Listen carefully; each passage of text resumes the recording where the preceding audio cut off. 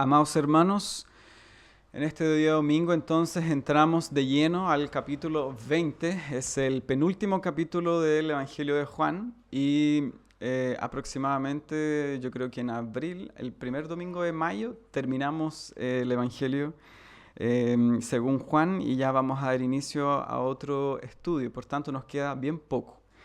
Y en esta gloriosa escena en la cual nosotros entramos en el día de hoy, como acabamos de leer, usted puede ver de que ya quitamos los ojos, por decirlo así, de la crucifixión de Jesús y ahora entramos a la otra escena gloriosa de nuestra redención, que es con respecto a su resurrección de entre los muertos.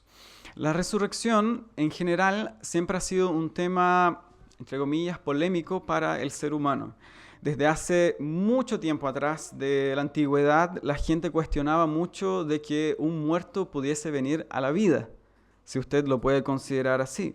El hombre siempre ha intentado en su mente humana limitada, y él piensa que de forma muy orgullosa es muy lógico, no logra concebir esto. ¿Cómo es que una persona muere y después viene a la vida? Nunca lo ha podido entender.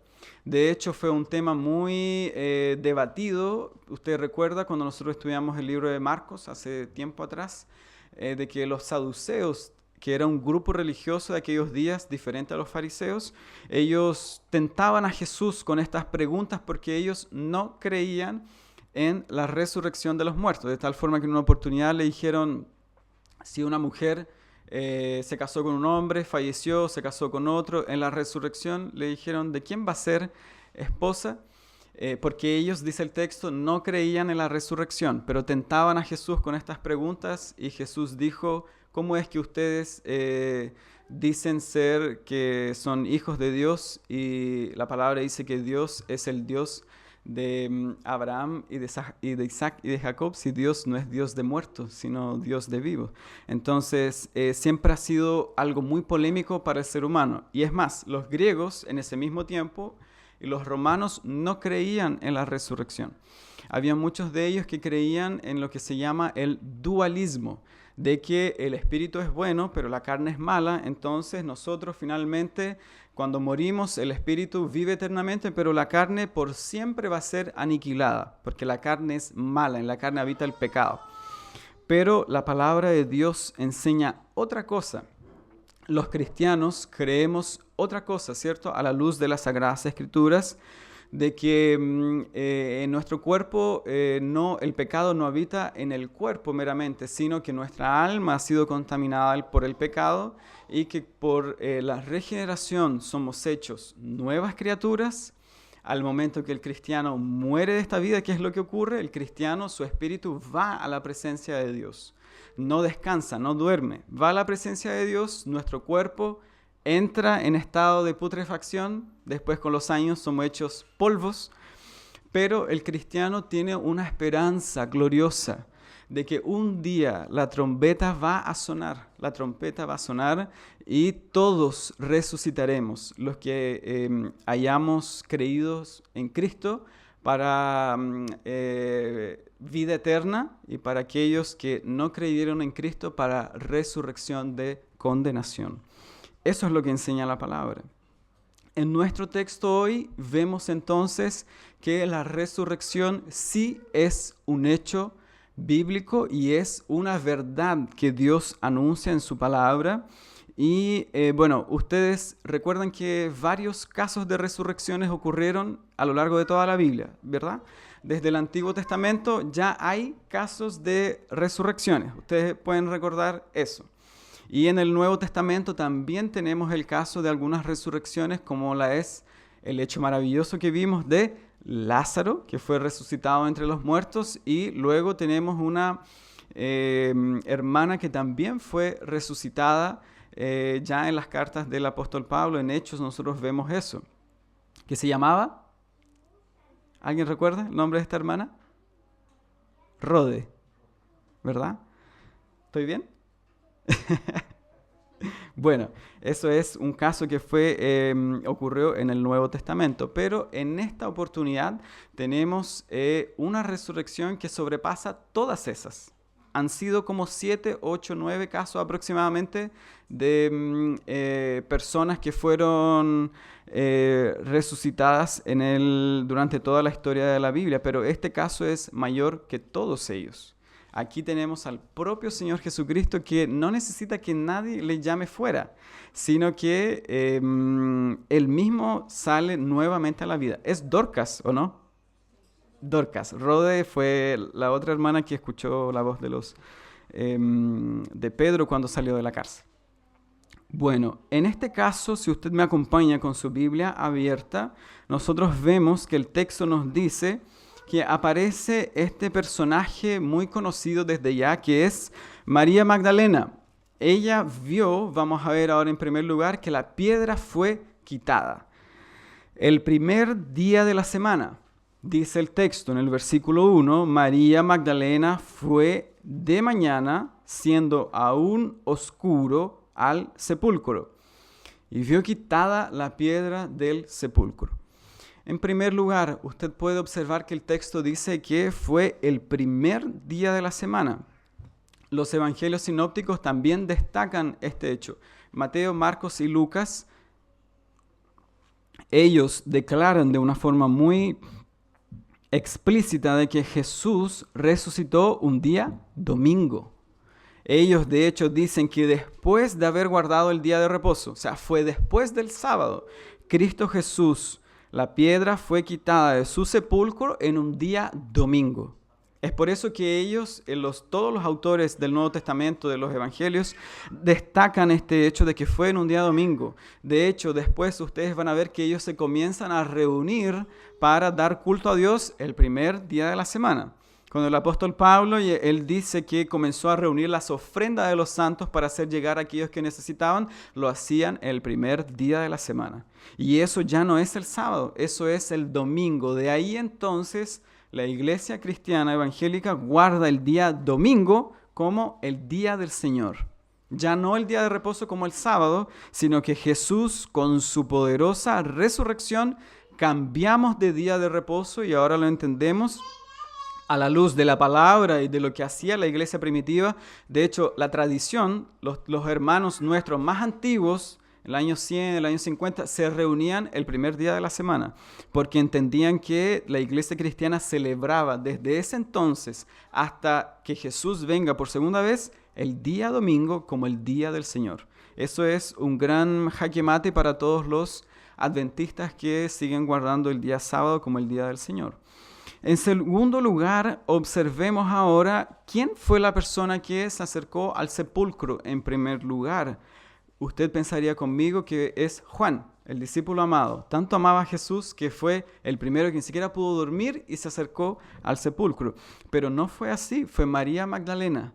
¿Quién era esta mujer? Esta mujer se le conoce Magdalena porque podemos decir que era María de Magdala. Magdala era una ciudad que estaba muy cerca del Mar de Galilea y ella era de allí, por tanto así se le conocía como María de Magdala o Magdalena. Y Marco, cuando él nos habla sobre este mismo hecho en el capítulo 16, versículo 9, él dice que esta María, a quien Jesús apareció primero, ella es la María, dice Marcos, de quien Jesús había expulsado 7 demonios. O sea, usted puede imaginar y puede leer a la luz de la palabra que no hay un texto solamente que diga que esta mujer era prostituta, como lo enseñan la Iglesia Católica Romana, que esta era una mujer que era dada con esa vida tan terrible y Jesús la perdonó. Eso no hay un solo texto que lo diga.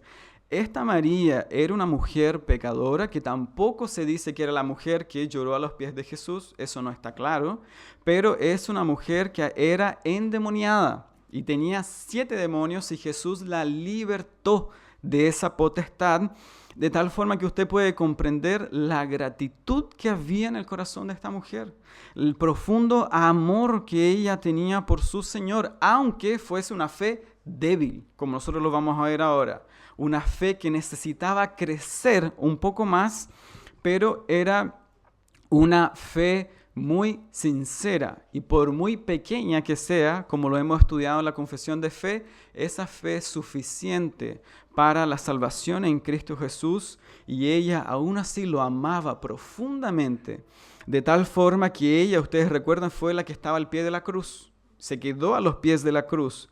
Después ella se fue a su casa, es probable que ni siquiera haya dormido. Y de forma muy de madrugada, muy temprano, a muy oscuras, dicen los evangelios, ella fue entonces al sepulcro, dice el texto. Ella probablemente no fue sola al sepulcro, sino que en la lectura que hacemos en Mateo, Marcos y Lucas de este mismo episodio, ellos nos agregan algunos detalles que no son contradicciones, son detalles de otros puntos de vista que ellos tenían. Mateo dice que María Magdalena fue con la otra María, dice él, en capítulo 28, verso 1. Marcos dice que fue María Magdalena, fue María, la madre de Santiago, y también fue Salomé, tampoco fue mencionada en Juan. Luego, nosotros vemos que en Lucas dice que las mujeres estaban al pie de la cruz, en el capítulo 23, terminando, y al inicio del capítulo 24 dice que estas mujeres y algunas otras mujeres fueron con ellas con especias aromáticas a ungir el cuerpo de Jesús. En resumen, no, quizás probablemente fue una mujer, fueron varias mujeres que fueron al encuentro de Jesús. Muy probablemente Juan ya sabía que sus lectores habían leído los otros evangelios y lo resume solo como María Magdalena, pero fueron varias mujeres. Una nota al pie del texto, al pie de la página. Ayer fue celebrado el Día de la Mujer y saludo fraternalmente a todas mis hermanas que el Señor les ha dado este glorioso privilegio. Pero, hermanos, ayer fue el día celebrado en este mundo como el Día de la Mujer, pero el Día de la Mujer no es el Día del feminismo, como lo entiende el mundo. Aquí tenemos a verdaderas mujeres, que son mujeres cristianas. Y esta es la verdadera femineidad, servir a Cristo. Aquí tenemos a mujeres que sirven a Cristo a pesar del rechazo, a pesar del temor, a pesar del miedo, porque allá habían guardias romanos que estaban guardando el sepulcro. Ellas pudieron haber dicho, si nosotros vamos, nos van a matar, ¿cierto? Por lo que ellos estaban haciendo. Pero estas mujeres, ellas traspasaron el umbral del temor. Ellas traspasaron el umbral de temer a los hombres. Ellas prefirieron temer a Dios. Y aquí tenemos a verdaderas mujeres que sirven a Cristo. A pesar de todo lo que digan los demás, a pesar de toda la enemistad del mundo, de forma imperfecta, como lo vamos a ver, pero de forma sincera, seguían a Cristo y le amaban con todo el corazón. De hecho, Marcos 16, versículo 1 dice que estas mujeres fueron e invirtieron dinero, porque ellas fueron y compraron, dice él, especias aromáticas para ungir a Jesús. Y finalmente ellas fueron hasta allá porque había una creencia judía en aquel entonces que pasado algunos días el cuerpo de los que habían sido sepultados era necesario ungirlos con especias aromáticas como mirra, aloe y etcétera, para ungir el cuerpo de los fallecidos. Entonces esa era una costumbre en aquellos días, costumbre que hoy no está en nuestra cultura. Pero ellas fueron y finalmente nuestro texto dice que cuando ellas llegaron allí, ellas vieron que la piedra había sido removida del sepulcro y que el cuerpo del Señor no estaba allí. En segundo lugar, veamos ahora en el versículo 2 y 3 lo que nosotros no esperaríamos de este texto. Una incredulidad revelada nuevamente de parte de los discípulos. No era una incredulidad guardada en el corazón, secreta, que nadie puede ver, sino revelada. Hay mucha gente que la incredulidad la guarda en el corazón y uno no la logra ver. Viene al culto, vemos que escucha la predicación, se va a su casa, pero siguen con la incredulidad en su corazón. Ellos no.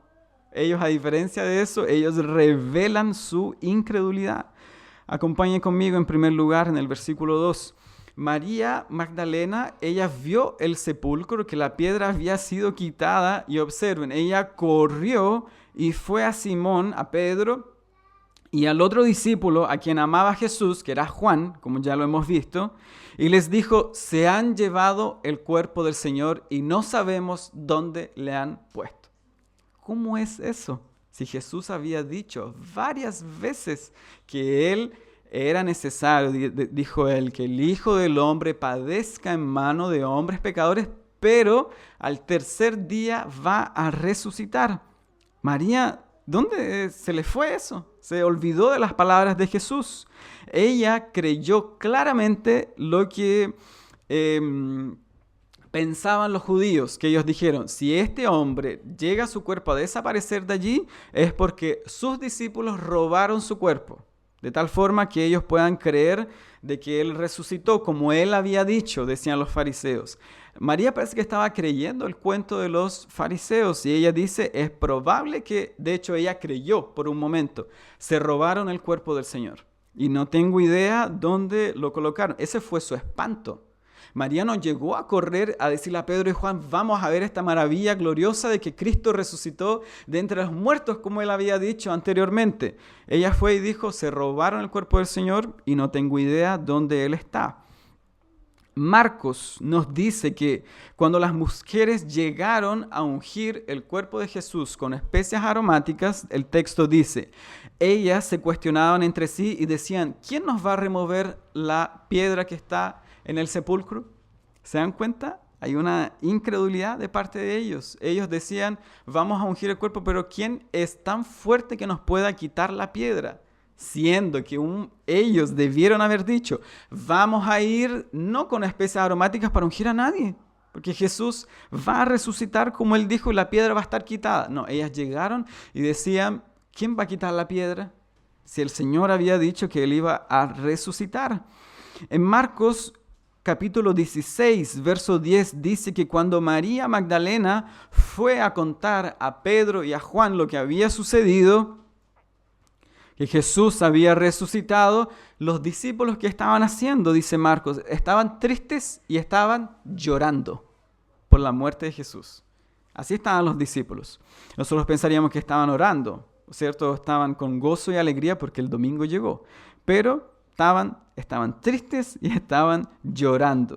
Y cuando escucharon lo que ellas dijeron, Lucas capítulo 24, versículo 11, anota otro detalle y dice que cuando ellos escucharon que la piedra había sido removida, noten el texto, dice: les parecía locura las palabras de ellas y no las creían.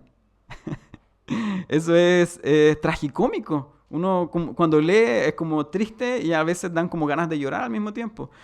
Porque, ¿se acuerdan cuando esta personaje que sí ahora es mencionada correctamente, que es Rode, Pedro fue a tocar la puerta? La iglesia estaba orando para que ellos fueran libertados de la cárcel. Y de repente cuando Pedro llegó y tocó la puerta, dijo: soy yo, soy Pedro. No podían abrir la puerta porque le decían: este es un fantasma. No puede ser posible que sea Pedro. Bueno, ¿y no estaban orando por eso? Jesús no había dicho que iba a resucitar. No, ellos no debían estar esperando ansiosamente este tercer glorioso día después de la muerte de Jesús. Ellos dijeron: estas mujeres están locas. No puede ser posible lo que ellas están diciendo. Esto no es verdad. O sea, Jesús, lo más probable es que lo hayan robado o alguna otra cosa, pero estas mujeres están locas. Se volvieron locas. Mucho fanatismo. Cuando Pedro y Juan corrieron y fueron a ver la tumba y lo que había sucedido, el texto dice que Juan, si ustedes acompañan conmigo el texto, dice que Juan ultrapasó a Pedro corriendo. Ellos primero comenzaron a caminar, luego Juan los pasó corriendo. Eso es un pequeño detalle que podríamos decir que Juan era más joven que Pedro, por tanto empezó a correr más rápido. Y cuando llegaron a la tumba, primero llegó Juan. Y Juan, cuando vio los lienzos, que era lo que había sido envuelto en el cuerpo de Jesús, vio los lienzos puestos allí, pero no entró. ¿Se dan cuenta? En vez de haber entrado, haberse gloriado en eso, no entró. Pero Pedro llegó, como Pedro era más impetuoso, ¿se acuerdan que ya lo consideramos?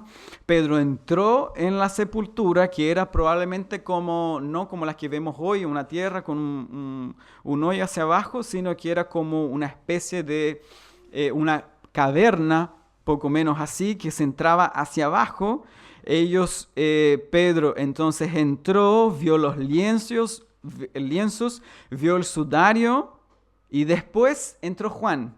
Y cuando Juan entró, él vio y creyó lo que había visto. Pero muy probablemente Juan creyó del hecho de que Jesús no estaba allí, pero no de que Jesús había resucitado. Porque el versículo 9 nos da la razón de todo esta falta de entendimiento. El versículo 9 dice: ellos aún no habían entendido la Escritura. ¿Cómo es posible eso? Gente cristiana, porque ya eran cristianos, pero todavía no tenían un entendimiento claro de la Escritura Sagrada. De tal forma que ellos no recordaron las palabras de Jesús, que Jesús había dicho que Él iba a resucitar de entre los muertos. No entendían esa parte. Ellos de tal forma que se entristecieron por lo que había sucedido. Y ustedes recuerdan en el episodio cuando iban los 2 discípulos de Jesús camino a Emaús. Ellos iban tristes por lo que había sucedido, porque su Salvador había muerto en la cruz y se acabó la fe cristiana. Entonces Jesús apareció a ellos, pero ellos no estaban haciendo, lo vamos a ver después cuando algún día consideremos Lucas, pero ellos no iban solo a Emaús, ellos estaban de vuelta a Emaús. Ellos eran de Emaús, habían seguido a Jesús, pero probablemente tal era el desánimo que mejor dijeron, muy probablemente mejor volvamos a nuestra antigua ciudad y vamos a establecernos allí por la depresión que les había tomado el alma. Pero Jesús había dicho claramente que Él al tercer día iba a resucitar, pero no lo entendían, no lo comprendían de esa forma. En último lugar de nuestro texto, vemos ahora que el sepulcro, estoy dando todos los hechos, estamos publicando todos los hechos que sucedieron en aquel día y después vamos a ir más de cabeza a lo que nos interesa.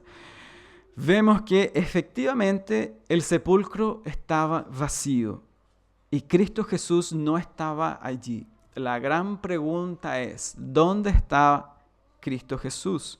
Cristo Jesús resucitó de entre los muertos con gran poder y gloria. Y esa es nuestra viva esperanza. Consideremos eso y veamos ahora en primer lugar que el versículo 9 nos dice qué es lo que sucedió. ¿Qué es lo que sucedió aquel día? ¿Cristo fue robado su cuerpo? El texto, versículo 9, termina diciendo, era necesario que Jesús resucitase de entre los muertos.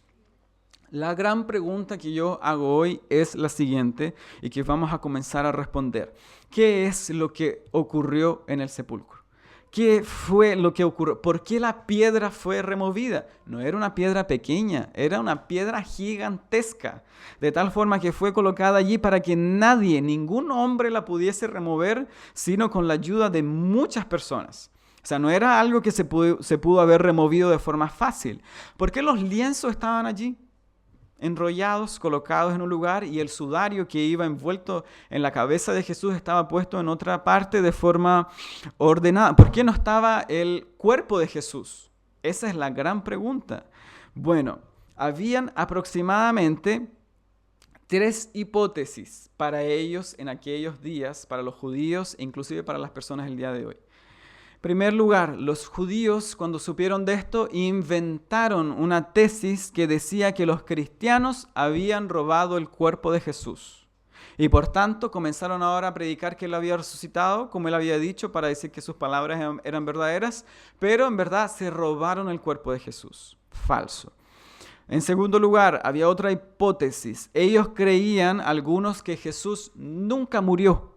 Cuando Jesús estuvo en la cruz, Jesús tuvo un desmayo, decían algunas sectas y herejías que ellos tenían en aquellos días. Jesús se desmayó, lo llevaron al sepulcro, se recuperó y siguió viviendo. Pero no hubo crucifixión, como dice la palabra, ni tampoco resurrección de entre los muertos. Eso no es verdad, decían ellos. En tercer lugar, Las mujeres se equivocaron de sepulcro. Fueron a un lugar, pero no se equivocaron. Estaban tan aturdidas con lo que ellas esperaban que fueron a otro sepulcro, un sepulcro que estaba abierto, y difundieron que Jesús no estaba allí, pero la verdad es que ese no era el sepulcro de Jesús. Nada de eso es cierto. Todas las hipótesis que acabamos de mencionar son falsas. Hay abundante evidencia, inclusive histórica, de que Jesús resucitó de entre los muertos. Y estos testimonios de varias personas, de varias mujeres, de 2 apóstoles, después Jesús les apareció a ellas, Jesús apareció a los que estaban camino de Emaús, Jesús apareció a los discípulos cuando estaban juntos, Jesús apareció de nuevo a ellos en el mar, después a Pedro cuando restaura a Pedro, y Jesús, dice el apóstol Pablo, apareció a más de 500 personas y luego ascendió a los cielos. O sea, hay testimonio abundante que verdaderamente Jesús resucitó de entre los muertos. Amén. Esa es nuestra gloriosa esperanza para todo cristiano. En primer lugar, veamos por qué esto fue así. Jesús ya lo había dicho.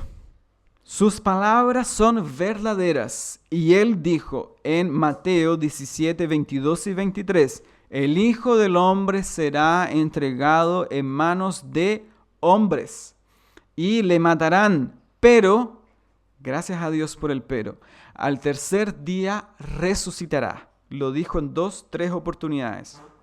Mateo capítulo 28, 25 y 26 nos dice que cuando las mujeres estaban allí, dice, les apareció un ángel y les dijo a las mujeres, no teman vosotras.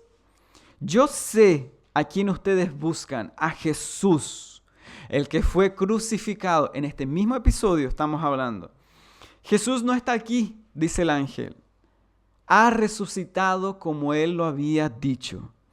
Lucas, en esta misma mención sobre este hecho, dice que cuando las mujeres estaban allí, perplejas, dice Lucas, por lo que había sucedido, he aquí, dice él, se pararon junto a ellas 2 varones, con vestiduras resplandecientes. Y como tuvieron temor, las mujeres bajaron el rostro a tierra, y ellos les dijeron, ¿por qué ustedes buscan entre los muertos al que vive? No está aquí, Él ha resucitado. Acordaos de lo que Él os habló cuando ustedes estaban en Galilea. Las palabras de Mateo que Jesús había dicho eran en Galilea. Él les dice, acuérdense de esas palabras que Jesús había dicho. Por tanto, su resurrección es un hecho verdadero, real, tal cual, explícito como lo enseña la palabra de Dios. Había sido profetizado que Jesús vendría y Jesús vino. Había sido profetizado que Jesús iba a morir por el pecado del pueblo. Él lo hizo. Fue dicho que Jesús iba a vencer a la muerte, al pecado y a la maldad, y Él lo hizo. En el Salmo número 16 ustedes ven la profecía mesiánica cuando el salmista dice, no dejarás mi alma en el Seol y no permitirás que tu santo vea corrupción. Lo que sucedió con Jonás fue una profecía de lo que iba a ocurrir con el Mesías. Jonás no fue solo tragado por un gran pez y después fue vomitado como si nada. Eso era una profecía mesiánica, una vez más en el Antiguo Testamento, de que Cristo Jesús, Él entregaría su vida en el madero, pero al tercer día, como Él mismo dijo, resucitaría de entre los muertos. Esa es una verdad imbatible. Y en segundo lugar, veamos que este hecho glorioso de la resurrección de Jesús, que lo vamos a seguir considerando los próximos domingos, es ahora una parte medular, central del Evangelio de nuestro Señor Jesucristo. Este hecho glorioso hace parte desde ahora del Evangelio, desde ahora y para siempre, porque el Padre aceptó el sacrificio de su Hijo en la cruz del Calvario. Y porque Él aceptó su sacrificio, Jesús vuelve a vivir. Porque Jesús, en primer lugar, Él resucitó y Él venció a la muerte para siempre. Jesús mató a la muerte. Con la muerte de Jesús, dice John Owen, la muerte de Jesús es la muerte de la muerte. Él con su muerte, Él rompió el aguijón de la muerte, dice John Owen. Él dice que, citando Hechos 2:24, Pedro predicando en el poderoso sermón del avivamiento del Pentecostés, él dice, la muerte no pudo retenerlo. Él abrió el sepulcro y no fue abierto de fuera para adentro. Él abrió el sepulcro de dentro para afuera. De tal forma que lo de los lienzos y el sudario es un poderoso hecho de que Lázaro salió con todo eso afuera, porque Lázaro no se lo podía quitar, pero Jesús se lo quitó solo, de tal forma que Él volvió a la vida por su propio poder, por su propia autoridad y por su propia majestad. De tal forma que esto es una predicación gloriosa, este hecho sucedido de que Jesús venció a la muerte para siempre. La muerte es un gran enemigo del hombre. La muerte entró por causa del pecado, si ustedes recuerdan. Fue una de las maldiciones que tenemos en Génesis capítulo 2 y 3. Pero Jesús vence a este poderoso enemigo. Amados hermanos, Confucio está muerto. Mahoma está muerto. Moisés inclusive y los profetas están muertos, pero Jesús es el único Salvador poderoso que volvió a vivir. Por sí mismo, por su propio poder, por ser el autor de la vida, de tal forma que Él dice y declara desde antes, yo soy la resurrección y la vida. Él dice, el que cree en mí, aunque muera, vivirá. Él dice que porque el apóstol Pablo, vamos a ver eso ahora, interpretando este hecho, dice, porque Cristo resucitó, nosotros también resucitaremos con Él. Él abrió el sepulcro, Él mató a la muerte, Él venció este estado de putrefacción, Él detuvo el estado de putrefacción, eso ni siquiera se apoderó de Él y Él vuelve poderosamente, gloriosamente, visiblemente a la vida para reinar por siempre y luego ascender a los cielos y sentarse a la diestra de la majestad en las alturas. Jesús venció el poder del pecado. Cuando el pecado y toda su corrupción se apodera del cuerpo del hombre, como es nuestro destino de nuestro cuerpo por un tiempo después de la muerte, Jesús venció el poder del pecado. Jesús venció al diablo. Jesús venció su poder. Cuando el diablo pensó que había quitado la vida de Jesús y cuando el infierno danzó, dice el pastor Miguel Núñez, y el cordero enmudeció en la cruz del Calvario en un día viernes y el diablo danzó y el infierno también, ellos se olvidaron que al tercer día el león de la tribu de Judá vuelve a rugir gloriosamente, venciendo el poder del pecado, del diablo y del infierno y callándolo para siempre, para la gloria de Dios. Eso es lo que Cristo hizo resucitando de entre los muertos. Y ellos habían olvidado de que Él era el autor de la vida. ¿Cómo es posible que sea difícil entender que el autor de la vida vuelva a vivir? No es difícil pensar eso, porque Él en sus manos, dijo Él, yo tengo el poder, a mí nadie me quita mi vida, yo tengo el poder para entregar mi vida y tengo el poder para volverla a tomar. Y Él lo hizo de una forma gloriosa. En tercer lugar, porque Cristo murió y resucitó, amados hermanos, tenemos eterna redención. Porque aquellos que confían en Mahoma, aquellos que confían en Confucio, aquellos espíritas en Brasil que confían en su líder, Allan Kardec, todos ellos fallecieron. No hay un rastro. Ellos están todos hechos polvo en una sepultura. De hecho, las sepulturas ya se borraron y ya ni siquiera están. Pero el apóstol Pablo dice que esta es la fuente de toda nuestra redención. Porque Cristo resucitó, yo también voy a resucitar con Él. El capítulo 15 de 1 Corintios la leímos en el devocional y necesito citarlo varias veces lo que el apóstol Pablo dice. porque los autores del Nuevo Testamento toman este hecho de la resurrección y basan toda su predicación en este hecho también, no solo en la muerte de Jesús, sino también en su resurrección. Primera de Corintios 15, 3 y 4 dice, porque Cristo, dice él, murió por nuestros pecados, conforme a las Escrituras, y que Cristo fue sepultado y que al tercer día resucitó, conforme a las Escrituras. El apóstol Pablo en 1 Corintios está rebatiendo a todos los griegos y romanos que dudaban de la resurrección. Es por eso que él habla sobre este tema en esta oportunidad. Él los rebate y dice, como ustedes dicen, si no hay resurrección de muertos, tampoco Cristo resucitó.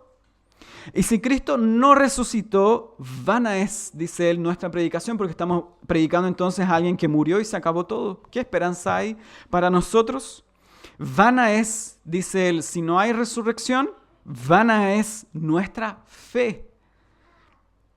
Versículo 20 al 22. Pero ahora Cristo ha resucitado de los muertos. Cristo es la primicia de los que durmieron. Él fue hecho, porque por cuanto la muerte entró por un hombre, que fue por Adán, el culpable, y así con él todos nosotros, por cuanto la muerte entró por un hombre, también por un hombre la resurrección de entre los muertos. Porque así como en Adán todos mueren, también en Cristo todos serán vivificados. Él dice, en cuarto lugar, que Cristo resucitó, murió, resucitó y nosotros también lo haremos con Él. El apóstol Pablo dice, siguiendo en el versículo ya 51, esta es una poderosa esperanza, hermanos, para todo cristiano. Escuche sus palabras. Se siembra en corrupción. Usted va a ser sembrado en corrupción. Yo también voy a ser sembrado en corrupción, porque cuando la muerte, que es un hecho real, venga por su alma, quién sabe, puede ser hoy día al mediodía. Quién sabe, puede ser hoy día por la noche. Quién sabe, puede ser mañana, 10, 15, 20 años más podemos darnos, ¿cierto? Para algunos un poco menos. Para algunos un poco más. Si la muerte viene hoy por su alma, usted hoy y por su cuerpo va a ser sembrado en corrupción. El apóstol Pablo dice, para aquellos que creen, resucitarán en incorrupción. Se siembra en deshonra, se resucitará en gloria. Se siembra en debilidad, se resucitará en poder. Todos seremos transformados, dice el apóstol Pablo, en un momento, en un abrir y cerrar de ojos. A la final trompeta, porque se tocará la trompeta y los muertos resucitarán incorruptibles. Y nosotros, porque algunos pensaban que en aquellos días Jesús iba a volver ya, porque creían y miraban la segunda venida de Jesús como un hecho muy cercano, él dice, nosotros vamos a ser transformados, porque es necesario que esto corruptible se vista de incorrupción y esto mortal se vista de inmortalidad. Y cuando esto corruptible, dice el apóstol Pablo, se haya vestido de incorrupción y esto mortal se haya vestido de inmortalidad, entonces se cumplirá la palabra que está escrita, sorbida es la muerte en victoria. ¿Dónde está, oh muerte, dice Pablo, tu aguijón? ¿Dónde está su poder si Cristo la venció? ¿Dónde está, oh sepulcro, tu victoria? Mas gracias, dice él, sean dadas a Dios que nos da la victoria por medio de nuestro Señor Jesucristo, poderoso vencedor, que venció al pecado, venció a la muerte, venció al diablo y venció a la maldad para siempre. Y porque Cristo resucitó, nosotros también resucitaremos con Él. ¿Qué esperanza hay para un pecador en este día que muere en sus pecados? No hay ninguna esperanza.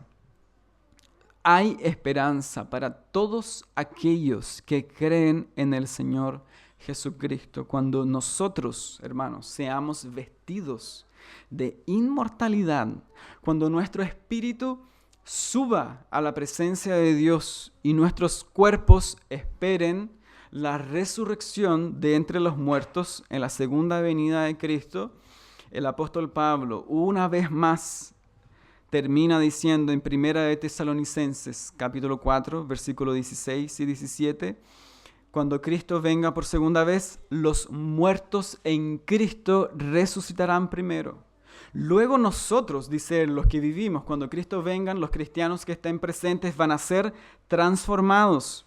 Él dice, los que hayamos quedado seremos arrebatados. Juntamente con ellos, esto se va a dar en un abrir y cerrar de ojos, y seremos arrebatados con ellos en las nubes para recibir al Señor en el aire, dice él. Y así estaremos siempre con el Señor. Esta es la grandiosa y gloriosa esperanza para todos los cristianos. Que su vida y la mía no se acaba con la muerte. Recuerde, si pudiera decir, si olvida todo lo que dijo hoy día, acuérdese de esto, de que la muerte no es el punto final en la vida de un cristiano. La muerte no es la lápida que va a ser puesta en su alma. Para el cristiano no es el punto final. Para el cristiano es el inicio de la gloria venidera. Es el inicio de la gloria sin fin. Es el inicio de toda nuestra glorificación donde estaremos con el Señor para siempre. Y nuestros cuerpos hacen parte de la redención final. No es solo nuestra alma y vamos a estar en alma para siempre en la redención eterna, sino que nuestros cuerpos han de ser también redimidos. Y en el día glorioso y final, cuando Cristo venga por segunda vez, Él vino por la primera vez, Él dijo que vendría y vino, Él dijo que iba a venir por segunda vez y vendrá. Y la palabra dice que todo ojo le verá, y cuando Él venga y los ángeles hagan sonar las trompetas, nuestros cuerpos serán resucitados y viviremos con el Señor para siempre. Yo le pregunto hoy, hermano que está acá, hermana querida, ¿qué significa la resurrección de Cristo de entre los muertos para ti en este día? ¿Por qué nosotros actuamos muchas veces como los discípulos y las mujeres cuando fueron al sepulcro? ¿Por qué? Porque ellos tenían, imagínense, esto era algo fresco, esto había ocurrido hace 2 días atrás. Ellos habían estado con el Señor por más de 3 años, con el Señor de forma presencial. Pero la duda y el temor aún se albergaba en sus corazones. Y no, el Señor no les había dicho que iba a resucitar. ¿Por qué nosotros vivimos en esta vida de la misma forma muchas veces? ¿Por qué a nosotros se nos ha predicado tanto con respecto a este tema? De tal forma que aún seguimos con los ojos vendados por la incredulidad y por el temor. ¿Por qué seguimos así, hermanos? ¿Por qué el adormecimiento embarga nuestra alma? Y nosotros parecemos estar quietos delante de este poderoso hecho. Los no creyentes no tienen esperanza fuera de Cristo. Nosotros tenemos una esperanza viva. Dice el apóstol Pedro, que no se marchita, no se es corrompida, no perece, es inmarcesible, y que nuestra herencia está guardada de forma gloriosa hasta el día final. ¿Por qué vivimos en un estado aletargado? ¿Por qué olvidamos las promesas de Jesús? ¿Por qué nosotros no vivimos con mayor alegría, con mayor gozo, con mayor entrega por Jesús? Estas mujeres se entregaron por Jesús y ni siquiera comprendían bien las Escrituras. Nosotros hoy tenemos todos los hechos de forma clara, pero ¿por qué nuestro servicio a Dios sigue siendo diminuto? ¿Por qué nuestro servicio a Dios no está bañado de una profunda devoción, de un profundo gozo, de una profunda alegría? ¿Por qué es así? ¿Por qué actuamos como ellos? La única forma de ser libertados del aletargo espiritual, la única forma de despertar en este día para las gloriosas realidades, para la gloriosa esperanza que tiene el cristiano en la resurrección de Cristo, es que nosotros supliquemos a Dios que Él abra nuestro entendimiento. Él abrió el entendimiento de ellos. Ustedes recuerdan que en Lucas capítulo 24, cuando Jesús acompañó a los discípulos, Jesús perdonó la incredulidad de ellos, como también perdonó la de estas mujeres y perdonó la de los discípulos, perdonó la de Pedro. Y Jesús dice la palabra, ellos le suplicaron, quédate aquí, porque ya se hace tarde, el sol ha declinado y necesitamos que te quedes con nosotros y nos sigas predicando la palabra. Y el texto dice que en el partir del pan, entonces se les fue abierto el entendimiento. Y ellos pudieron ver a Jesús, quién Él era. Así cuando María vio a Jesús, Jesús estaba hablando con ella. ¿A quién buscas? Y ella estaba llorando. A mi Señor, que no sé dónde está, no sé dónde lo han puesto. ¿Será que tú lo has tomado y lo confundió con una de las personas que trabajaban allí? Hasta que Jesús le dijo, María. Y ella despierta entonces y sus ojos son abiertos y le dijo, Maestro, y lo reconoció y se postró delante de él y le adoró, dice la palabra.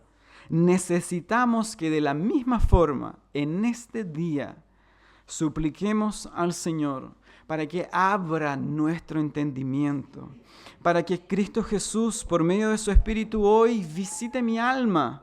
Visite mi corazón en este día.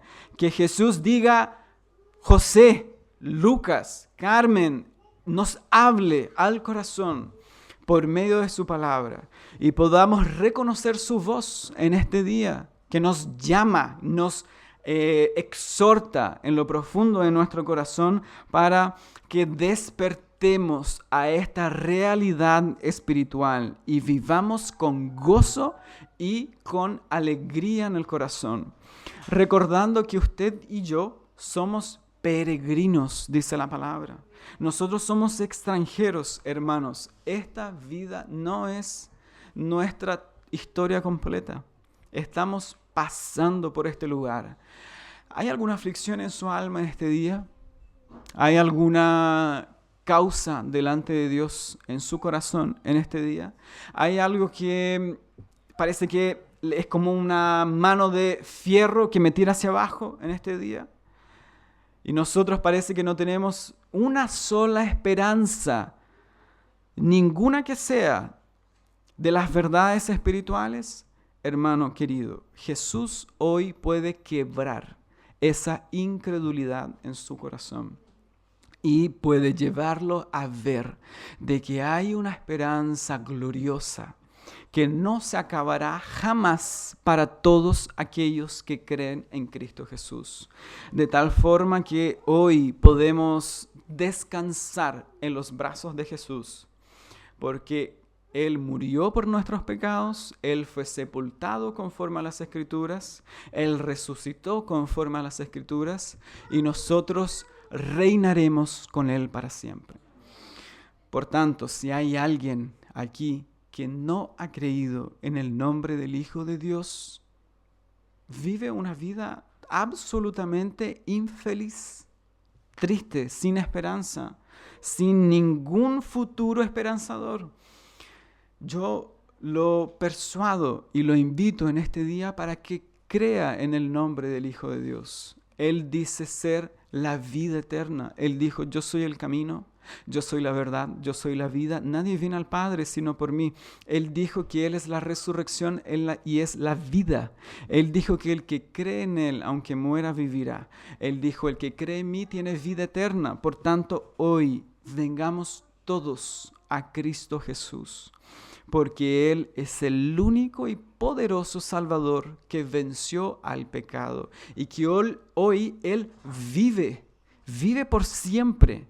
Es por eso que nosotros le adoramos, es por eso que nosotros le oramos, es por eso que nosotros cantamos a Él, porque cantamos a un Dios que no está muerto, sino que vive por los siglos de los siglos. Amén.